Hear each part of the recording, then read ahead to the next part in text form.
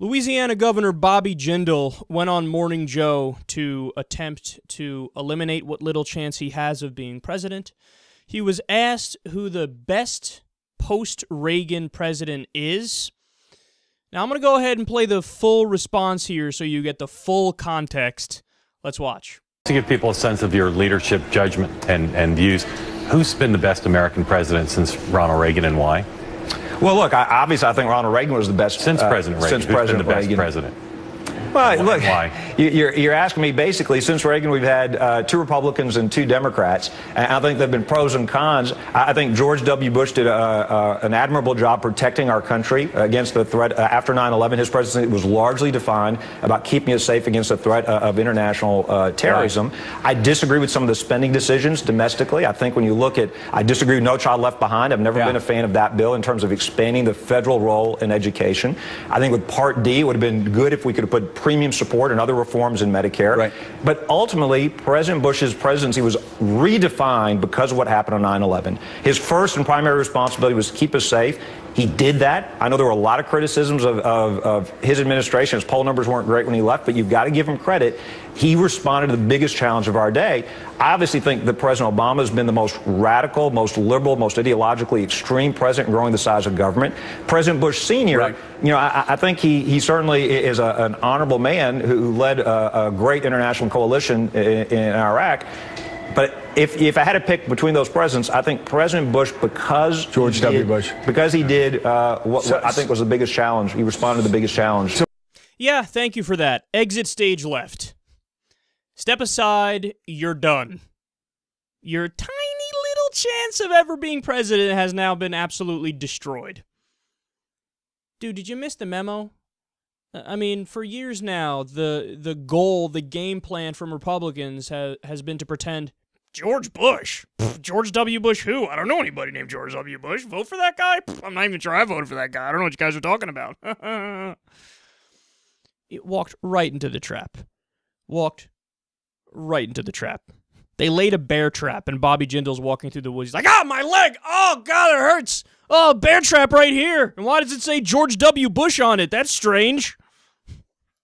See, the thing about Bush is that by no standard, by no criteria, is he a good president.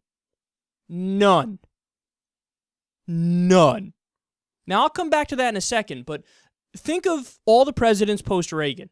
George H.W. Bush, Clinton, George W. Bush, and Obama. Well, we already know he's going to say Obama's been a failure, even though, I mean, that's hilariously stupid. If you look at what he's done in office, sure, there are still gigantic problems that we go after all the time, whether it's NSA spying or a terrible drone program or increase in income inequality. There are huge problems, but there are a lot of facts you can pick that show that he's done a great job. I don't expect Bobby Jindal to pick Obama, but, you know, over 10 million private sector jobs created, essentially stopped a depression from happening and got us out of a recession. The stock market is soaring. The deficit is down.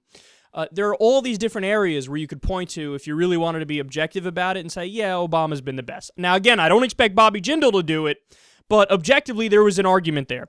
But, I mean, the elephant in the room here, let's keep it real, Bill Clinton. Bill fucking Clinton.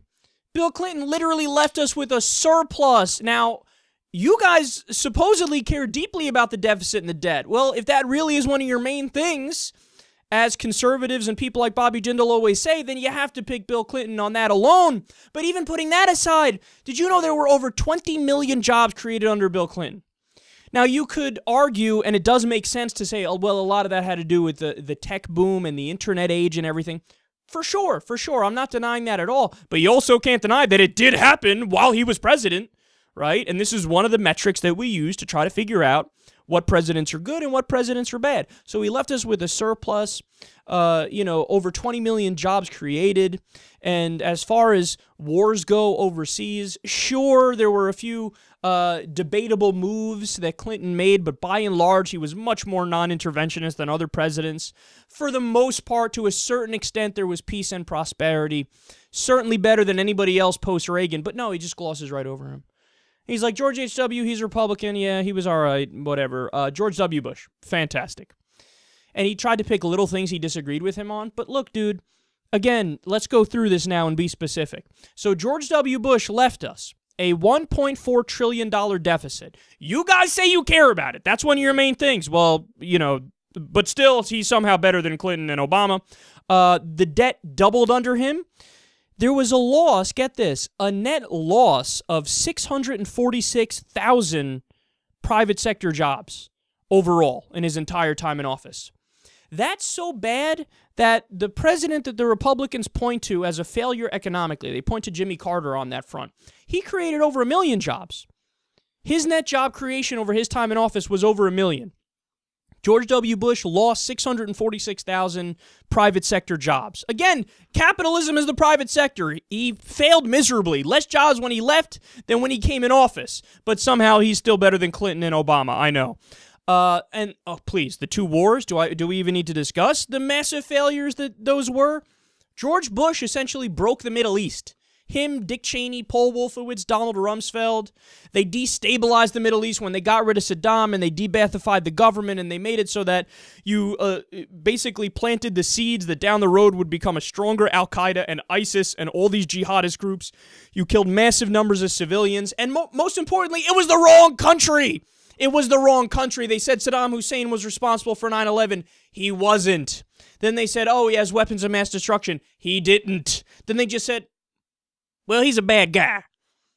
There are a lot of bad guys around the world. That doesn't mean you do an over a decades-long war against them. But still, Bobby Jindal thinks he's the best president. And look, man, to the point that, well, you kept us safe after 9/11. I love how people just casually slip in after 9/11. So the worst attack on American soil ever happens under George W. Bush, but he gets a mulligan. They act like that one doesn't count. Well, everybody's granted one massive attack where a lot of people die and the worst attack in American history, but he was good after that.